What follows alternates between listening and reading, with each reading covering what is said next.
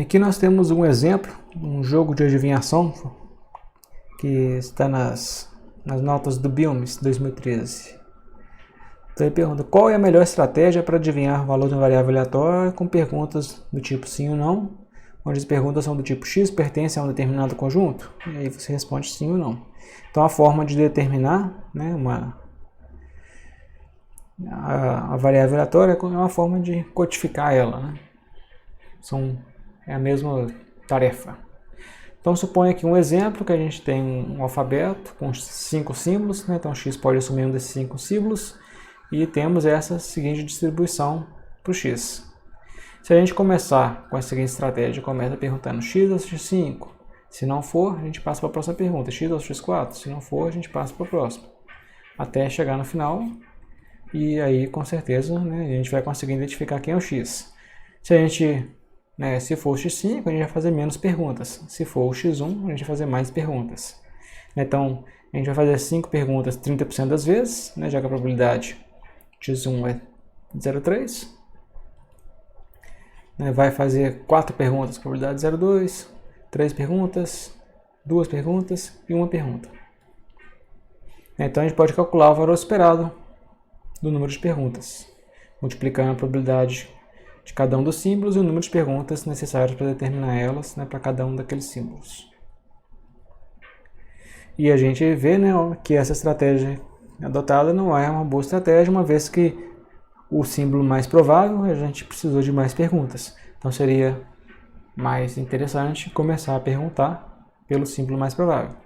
Então se a gente inverter a ordem das perguntas, então aqui simplesmente invertendo a ordem das perguntas e calculando o valor esperado do número de perguntas, a gente já melhorou bastante o valor esperado do número de perguntas. E aí fica a pergunta: será que esta é a melhor estratégia ou existe uma outra melhor?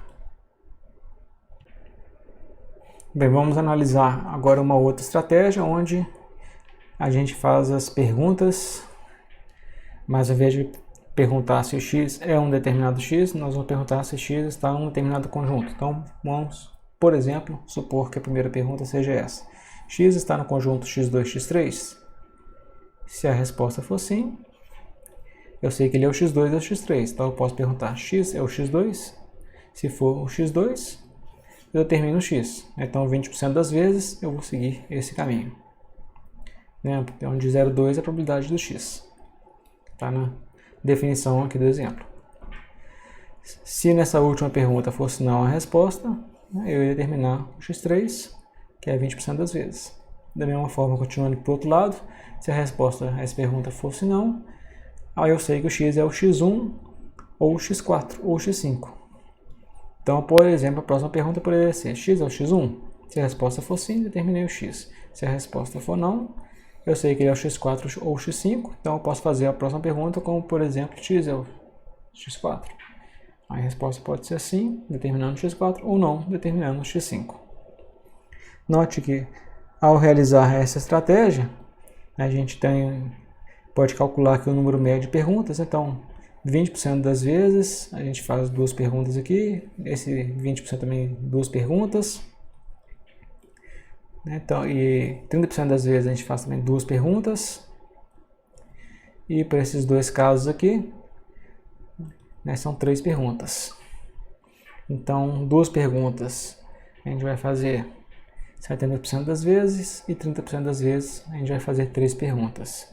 Isso vai dar um número, o valor esperado do número de perguntas, 2,3, que já é melhor do que o anterior, que era 2,65. Então o valor esperado do número de perguntas necessárias para determinar o x diminuiu.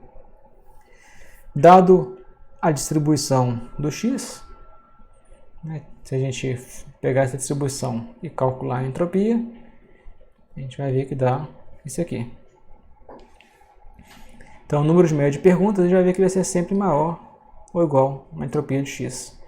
Já que a entropia essas perguntas é a forma de representar o x. E como a gente falou, nós vamos mostrar ainda, já demos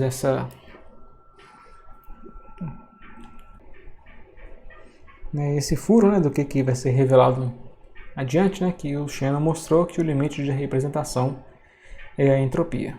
Então não é possível representar, né, com menos bits do que a entropia. Então no caso aqui, cada pergunta é um bit de representação para a variável x. Então o número de perguntas equivale aqui ao número de bits necessários para representar uma variável aleatória. Bem, então vamos ver aqui as estratégias anteriores e analisar elas em termos das perguntas que foram feitas. Na pior estratégia a gente começou perguntando se o x é o x5. Então ao fazer essa pergunta a gente dividiu o nosso conjunto em dois grupos, x5 e os diferentes de x5. Então x5 tem probabilidade 0,15 e os diferentes de 5, então é a soma do resto, dá 0,35. Tá aqui. Então a entropia associada a essa pergunta é a entropia de 0,6. Na melhor estratégia anterior, a primeira pergunta que a gente fez era essa aqui. X pertence ao x2, x3. Então x2, x3 tem probabilidade de 0,4. A soma, os dois eventos juntos. Os demais eventos juntos têm probabilidade de 0,6. Então a entropia associada a essa pergunta, x é x2 ou x3, a entropia dá 0,9. Então a gente fez na estratégia melhor, a gente fez primeiro uma pergunta com maior entropia. Então de forma geral é melhor realizar primeiro perguntas que, analisando como variáveis aleatórias, possuem maior entropia. É o que parece intuitivamente, Que aí se a gente...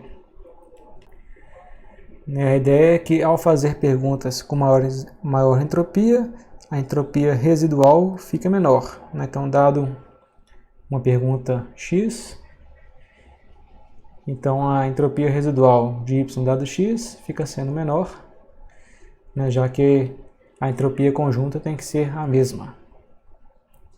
Então essa é a ideia do algoritmo guloso que a gente vai ver no final, que não é ótimo. Quando a gente for falar da codificação de Huffman, a gente vai mostrar que ele não é ótimo, que o código de Huffman ele é o ótimo. Bem, esse exemplo a gente depois vai retomar ele na frente quando voltarmos, quando falar do assunto de codificação. Aí vamos retomar esse exemplo aí.